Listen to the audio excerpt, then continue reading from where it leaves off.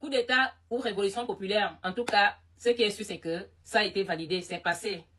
Et il n'y a pas très longtemps, là, il y a cela quelques heures, le Madagascar, en tout cas Madagascar a un nouveau président. Non, les Malgaches ont un nouveau président en la personne de monsieur Randrianirina.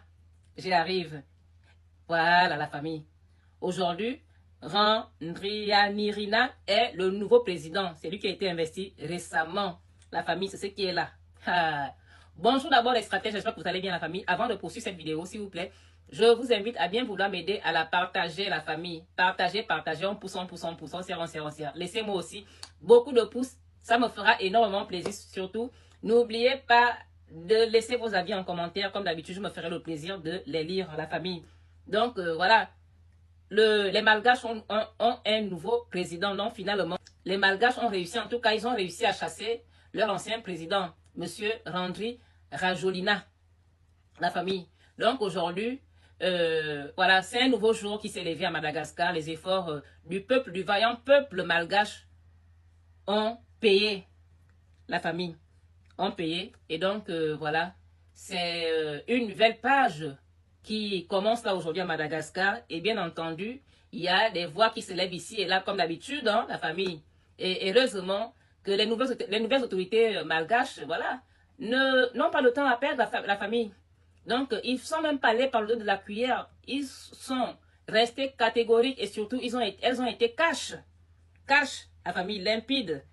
Bon, déjà, on entend ici et là, hein, la famille, bien sûr, c'est à vérifier, mais on entend dire ici et là, en fait, que les Russes, voilà, et les nouvelles autorités malgaches se sont entretenues. Donc, apparemment, ils travailleraient ensemble. Quelque chose qui est très bien vu par beaucoup d'Africains, notamment ceux-là qui veulent d'une Afrique souveraine. Hein, mais ce n'est pas pour remplacer un maître et faire d'une autre personne un maître. Non, mais parce que simplement, bon, en fait, beaucoup d'Africains, quand ils entendent en fait que la Russie travaille avec un pays africain, ça ne leur pose pas de problème. Pourquoi? Parce que la Russie, en dehors du travail qu'elle vient faire dans les pays africains, elle n'a pas le temps de se mêler de nos us et coutumes, de notre mode de vie, de nos mœurs. Elle n'a pas le temps pour chercher à modifier nos habitudes et nous amener les histoires de homme, femme, les histoires bizarres. Donc c'est pour cette raison que beaucoup d'Africains ne voient pas d'un mauvais œil le fait que les Russes travaillent avec les dirigeants africains. Hein, la famille d'ailleurs, beaucoup les réclament aujourd'hui, hein, beaucoup d'Africains les réclament. Hein, la famille. Et donc, bon, forcément, vous savez que quand quelque chose s'est passé, hein, comme ce qui s'est passé en Madagascar, là, bah forcément, il y a des voix qui se lèvent ici et là. C'est comme si c'était un gâteau qu'on a cuisiné et puis chacun cherche à venir prendre sa part du gâteau, la famille. Donc ici et là, qui sont en train de se bousculer. Mais sauf que les autorités malgaches qui ont déjà vu les choses qui se passent ou bien qui se sont passées chez les autres, donc forcément, comme on le dit toujours, hein, il faut apprendre des erreurs des autres. Donc, elles ont tenu tout simplement à être claires. Voilà, dire les choses pour que tout le monde connaisse leur position actuelle. C'est de ça qu'il s'agit.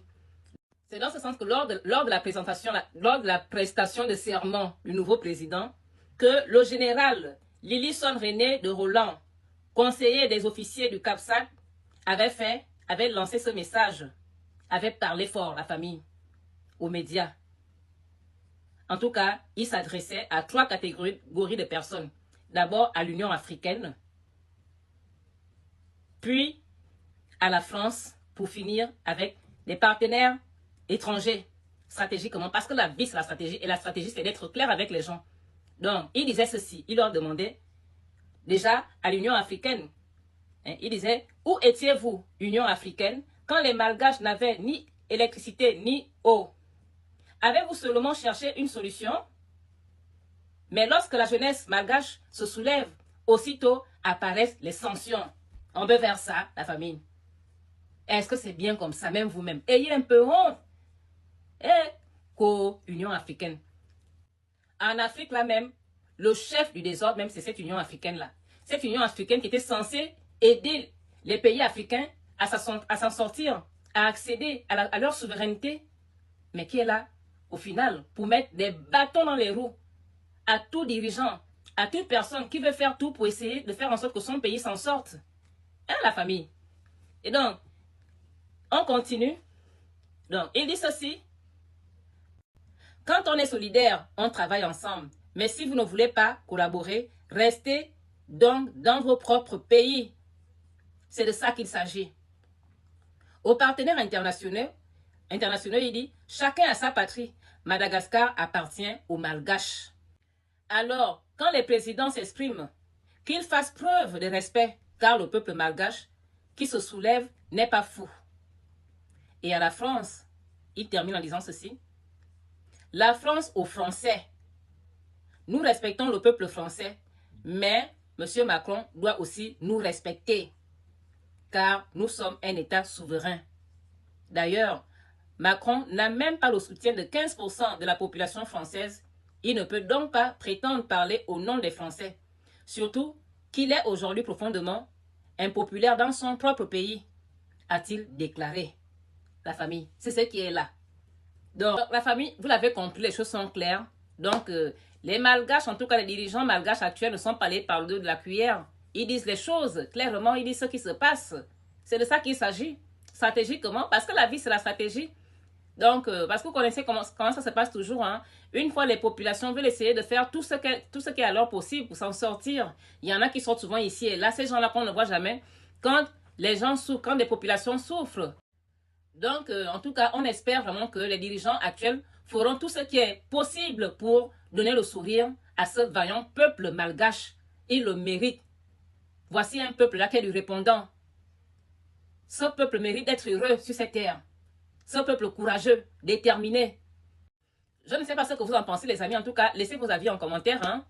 Dites-moi ce que vous avez retenu de cette histoire qui s'est passée à Madagascar, là, la famille. Cette bonne nouvelle, qu'en pensez-vous? La famille stratégique, comment? Hein? C'est une très bonne nouvelle. Voici un pays qui vient encore là d'essayer de se libérer. Donc là, on a envie de dire en fait qu'ils sont déjà sur la voie de la libération. Mais on va continuer à avoir un œil sur ce qui se passe là-bas stratégiquement, parce qu'on ne sait jamais, peut-être demain, après-demain. Hein. C'est vrai qu'aujourd'hui, les autorités ont un très bon discours. Et il faut qu'ils tiennent. Il faut qu'ils tiennent. Qu'ils continuent sur cette lancée, qu'elle continue sur cette lancée, la famille.